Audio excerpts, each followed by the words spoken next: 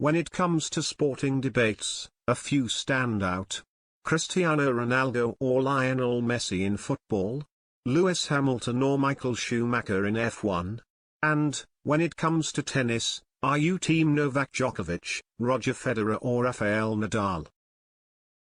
Tennis has seen many great players over the years, from Pete Sampras to Bjorn Borg, John McEnroe to Boris Becker and Jimmy Connors to Andre Agassi.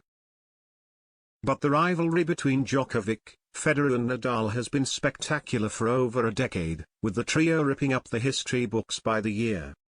Until recently, all three men were tied on 20 Grand Slam titles each. Yet Nadal has now moved ahead of his two rivals after winning the Australian Open, where he beat Daniil Medvedev in the final.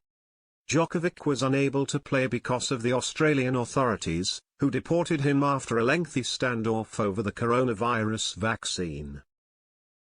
And injuries mean Federer is now saving himself for Wimbledon, with the Swiss maestro hoping to grace the green courts of London one last time. However, there could be now a twist in their epic rivalry. Djokovic, in an interview with the BBC, has said he'd rather miss out on more Grand Slams than get the vaccine, while also stressing he's not an anti-vaxxer. "I was never against vaccination," he said. "But I've always supported the freedom to choose what you put in your body." Asked why he's willing to forego the chance of more Grand Slams, he then added, "Because the principles of decision-making on my body are more important than any title or anything else. I'm trying to be in tune with my body as much as I possibly can."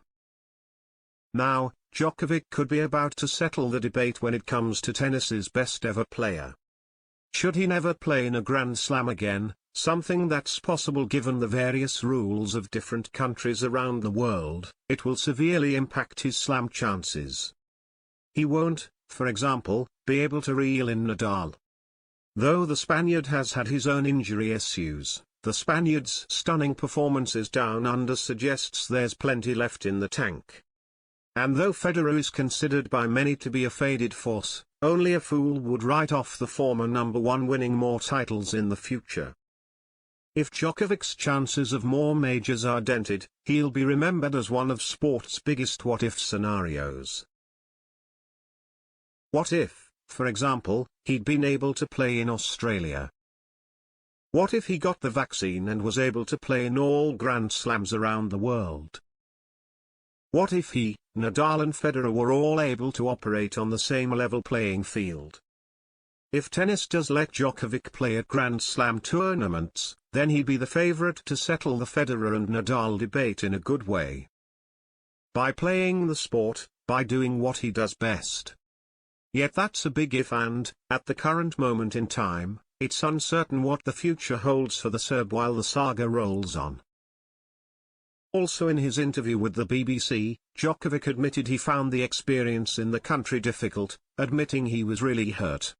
"But it was not the regular kind of training days that I would normally have prior to the Grand Slam competition," he said. "I had helicopters flying above every single training session that I had on Wroclaw Arena, cameras all over the place. Also, I felt that energy and those looks from my colleagues and people that were in the tennis facility. That really hurt me a lot.